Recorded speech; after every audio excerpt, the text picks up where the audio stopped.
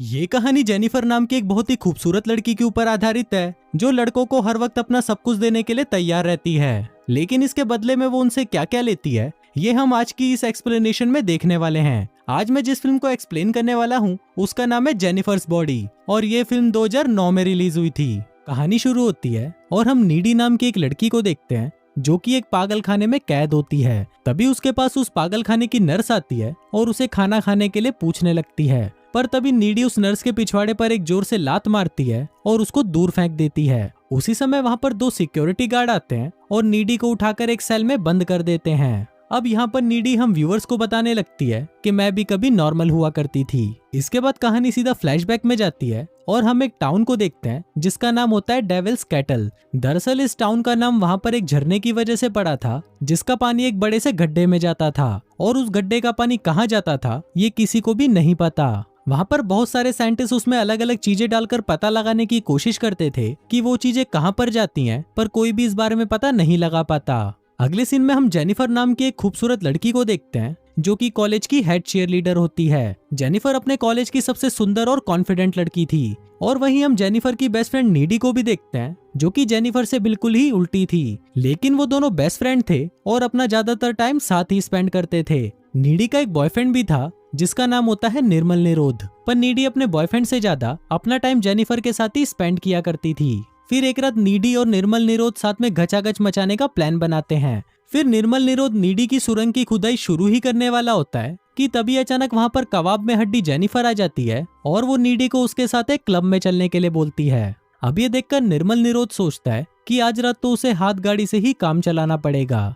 फिर कुछ देर बाद वो दोनों क्लब आ जाती हैं जहाँ पर जेनिफर उस क्लब के बहुत सारे मुस्टंडों से मिलती है। अब ये सब देखकर हम व्यूवर्स को भी पता चल जाता है कि इन मुस्टंडों ने मिलकर जेनिफर की तितली का चमगादड़ बना दिया है। फिर जेनिफर की मुलाकात एक लड़के से होती है जिसका नाम होता है टोनी कक्कड़, और वो उस क्लब में एक बैंड चलाता है। फिर जेनिफर टोनी कक्कड़ से बातें करती है और उसे ड्रिंक के लिए पूछती है, जिस पर टोनी कक्कड़ भी उसे हाँ बोल देता है। फिर जैसे ही जेनिफर ड्रिंक्स लेने के लिए जाती है तभी पीछे से टोनी कक्कड़ अपने दोस्तों से जेनिफर की लेने के बारे में बात करने लगता है। वहीं टोनी कक्कड़ की सारी बातें नीडी सुन लेती है और फिर नीडी भागकर जेनिफर के पास आती है और उसे बोलती है कि टोनी कक्कड़ भड़वा है और तुम उसे अपनी प्यारी तितली मत देना।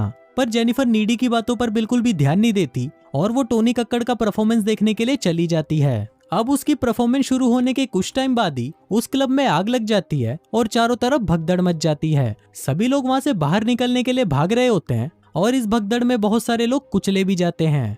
फिर नीडी जेनिफर को अपने साथ वॉशरूम में ले जाती है और वो दोनों वॉशरूम की खिड़की खोलकर वहां से बाहर निकल जाती हैं। बाहर निकलते ही नीडी देखती है कि वो क्लब पूरी तरह जल चुका है और उसके अंदर लोग बाहर निकलने के लिए जोर जोर से चिल्ला रहे हैं। तभी वहां पर टोनी कक्कड़ आ जाता है और वो जेनिफर को अपने साथ चलने के लिए बोलता है। नीडी उसे जाने के लिए मना कर देती है, पर जेनिफर टोनी कक्कड़ के साथ जाने के लिए राजी हो जाती है और फिर वो टोनी कक्कड़ की वैन में बैठकर वहां से चली जाती है। पर नीडी को ये सब बिल्कुल भी अच्छा नहीं लगता कि जेनिफर कुछ अनजान चूतियों के साथ चली गई है। फिर घर पर नीडी को जेनिफर की बहुत चिंता होने लगती है, इसलिए नीडी अपने बॉयफ्रेंड निर्मल निरोध को फोन लगाती है और उसे सारी बातें बता देती है। नीडी बहुत ज्यादा घबराई हुई थी कि वो लोग जेनिफर के साथ कुछ कर ना दें। तभी नीडी के दरवाजे पर कोई नॉक करता है और नीडी देखने के लिए नीचे चली जाती है। फिर वो जैसे ही दरवाजा खोलती है तो वो देखती है कि वहाँ पर कोई नहीं होता। फिर वो दरवाजा बंद करके वहाँ से जाने ही लगती है कि तभी उसको नीचे के रूम से किसी की आवाज आने लगती है। फिर नीडी उस रूम के अंदर जाती है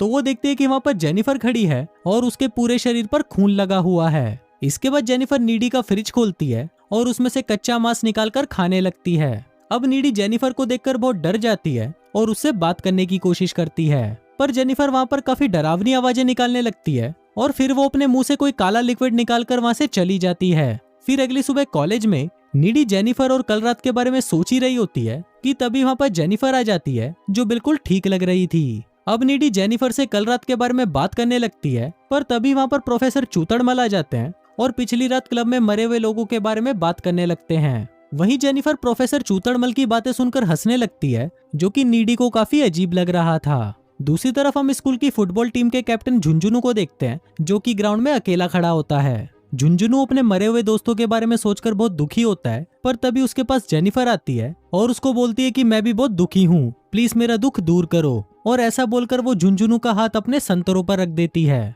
अब इससे झुंझुनू का छोटा झुंझुनू वाइब्रेट करने लगता है और फिर वो दोनों घचाघच मचाने के लिए जंगल में चले जाते हैं। वहां जाते ही वो दोनों चुम्मा चाटी करना शुरू कर देते हैं, पर कुछ ही देर में जंगल के सारे जानवर वहां पर आ जाते हैं और उन लोगों को चुम्मा चाटी करते हुए देखने लगते हैं। झुंझुनू को ये देखकर काफी अजीब लग रहा था, पर तभी वो जेनिफर को देखता है जिसका मुंह अचानक किसी जानवर की तरह खुलकर बड़ा हो जाता है और फिर वो झुंझुनू को मार डालती है। वहीं झुंझुनू की चीख सुनकर प्रोफेसर चूतड़मल वहां पर आता है और वहां पर झुंझुनू को मरा हुआ देखकर उसकी फटकर 64 हो जाती है। इसके बाद वो पुलिस को इन्फॉर्म कर देता है और पुलिस वहां पर खूनी का पता लगाने में लग जाती है। दूसरी तरफ नीडी और जेनिफर फोन पर बात कर रही होती हैं और नीडी जेनिफर को बताती है कि मैं इस टाउन में हो रही इन घटनाओं से बहुत परेशान हो चुकी हूँ। पर वहीं जेनिफर को इन सब बातों से कोई फर्क नहीं पड़ता और वो बातें करते हुए एक लाइटर से अपनी जीप को जला देती है। पर तभी हम देखते हैं कि उसकी जीप कुछ ही सेकंड में वापस नॉर्मल हो जाती है, जिसको देखकर हम व्यूवर्स को पता चलता है कि जेनिफर के साथ कुछ तो अजीब हो रहा है। अगले दिन कॉलेज में तैमूर नाम का एक स्टूडेंट जेनिफर के पास आता है और उसको साथ में डेट पर चलने के लिए पूछता है। वहीं जेनिफर भी तैमूर को हाँ बोल देती है और उसे आज रात को अपने घर पर बुलाती है और कहती है कि मैं अपना पता तुमको मैसेज कर दूंगी। फिर रात को जब तैमूर उस एड्रेस पर पहुंचता है तो वो देखता है कि वो बिल्डिंग पूरी तरह सुनसान है और वहाँ पर बहुत अंधेरा है। तभी जेनिफर वहाँ पर आती है और तैमूर के पास आकर उसे किस करने लगती है। इसी दौरान तैमूर नोटिस करता है कि जेनिफर की आंखों का कलर चेंज हो रहा है। अब ये देखकर तैमूर डर जाता है और वहां से भागने की कोशिश करता है, पर उसी वक्त जेनिफर तैमूर पर हमला कर देती है और उसे मारकर खा जाती है। दूसरी तरफ हम नीडी को देखते हैं जो कि अपने बॉयफ्रेंड के साथ पलंग तोड़ रही होती है, लेकिन तभी वहां पर उसको जेनिफर दिखाई देती है जिसको देखकर वो काफी ज्यादा डर जाती है और उठकर वहां से चली जाती है। नीडी कार ड्राइव करके अपने घर जा रही होती है, पर तभी रास्ते में उसे जेनिफर दिखाई देती है जो उसके कार के ऊपर जंप करती है। अभी सब देखकर नीडी की भी फटकर 64 हो जाती है और वो घर आकर रोने लगती है। इसके बाद वो जैसे ही अपने रूम में जाती है तो वो देखती है कि जेनिफर वहीं पर है। फिर जेनिफर नीडी के पास आती है और उसे रिझाने की कोशिश करने लगती है। फिर वो दोनों चुम्मा चाटी करना शुरू कर देते हैं, पर नीडी को दो सुरंगों को आपस में रगड़ने में कोई इंटरेस्ट नहीं था, इसलिए वो जेनिफर को आगे का प्रोसेस करने से रोक देती है। वहीं ये सब देखकर हम व्यूवर्स का भी मूड खराब हो जाता है क्योंकि मेन काम तो रुक ही गया था। इसके बाद जेनिफर नीडी को उस रात के बारे में बताती है जिस रात क्लब में आग लगी थी। यहाँ पर हमें पता चलता है कि उस रात टोनी कक्कड़ जेनिफर को उसी झरने के पास लेकर गया था और वहाँ पर टोनी कक्कड़ और उसका बैंड सक्सेस पाने के लिए शैतान को जेनिफर की बलि देने वाले थे। फिर वहाँ पर टोनी कक्कड़ जेनिफर से पूछता है कि क्या तुम सील पैक हो। अब जेनिफर काफी डरी हुई थी, इसलिए वो झूठ बोल देती है कि हाँ मैं सील पैक हूँ। इसके बाद टोनी कक्कड़ जेनिफर के पेट में चाकू मार देता है और उसे उस झरने में फेंक देता है। अब टोनी कक्कड़ ने तो अपना रिचुअल कंप्लीट कर लिया था और अब उसे लग रहा था कि उसका बैंड फेमस हो जाएगा, लेकिन उसके प्रोसेस में एक कमी थी और वो था जेनिफर का सील पैक ना होना, जिस वजह से जेनिफर वापस जिंदा हो जाती है और उसमें इवल पावर्स आ जाती हैं। अब ये बताते हुए जेनिफर अपने हाथ में कट लगाती है जो तुरंत वापस नॉर्मल हो जाता है। अब ये सब देखकर नीडी काफी डर जाती है और वो जेनिफर को वहां से जाने के लिए बोलती है और फिर जेनिफर भी उसके घर की विंडो से कूदकर वहां से चली जाती है। फिर अगले दिन नीडी जेनिफर के साथ जो कुछ हो रहा था उसके बारे में पता लगाने लाइब्रेरी जाती है और वहां पर कुछ बुक्स पढ़ने के बाद नीडी को ये पता चलता है कि टोनी कक्कड़ और उसके बैंड ने जेनिफर को सील पैक समझकर उसकी बलि दे दी थी, पर वहीं जेनिफर की बॉडी पर डेविल ने कब्जा कर लिया, जिस वजह से उसके अंदर डेविल की पावर्स आ गई हैं। यहाँ पर नीडी को ये भी पता चलता है कि अगर जेनिफर को सुंदर रहना है तो उसे इंसानों को मारकर खाते रहना होगा और जेनिफर को मारने का एक ही तरीका है उसके दिल पर वार करना। अब नीडी को ये डर लगने लगता है कि कहीं जेनिफर उसके बॉयफ्रेंड निर्मल निरोध को भी ना मार डाले, इसलिए नीडी निर्मल निरोध के पास जाती है और उससे ब्रेकअप कर लेती है। साथ ही वो उसे ये भी बताती है कि जेनिफर अब एक डेविल बन चुकी है, पर इस पर निर्मल निरोध उसकी बातों पर विश्वास नहीं करता और वहां से चला जाता है। उसी रात स्कूल में एक डांस पार्टी होती है और सभी लोग उस पार्टी में जाने के लिए तैयार हो रहे होते हैं। तभी नीडी भी सबसे पहले उस पार्टी में पहुंच जाती है और वहां पर निर्मल निरोध का इंतजार करने लगती है। दूसरी तरफ निर्मल निरोध पैदल ही अपने घर से उस पार्टी में जा रहा होता है। तभी रास्ते में उसे जेनिफर मिलती है और उसे नीडी के बारे में बताने लगती है। जेनिफर उसे बताती है कि स्कूल टाइम में नीडी के मौत के कुएं में बहुत सारे लड़कों ने अपनी बाइक चलाई है। अभी सभी बातें सुनकर निर्मल निरोध काफी सैड हो जाता है, पर तभी जेनिफर उसे रिझाने लगती है और उसके साथ घचाघच करने के लिए उसे लेकर एक सुनसान जगह पर आ जाती है। वहीं पार्टी में नीडी को ऐसा एहसास होने लगता है कि शायद जेनिफर उसके बॉयफ्रेंड के साथ कुछ बुरा करने वाली है, इसलिए वो परेशान होकर निर्मल निरोध को ढूंढने के लिए पार्टी से बाहर आ जाती है।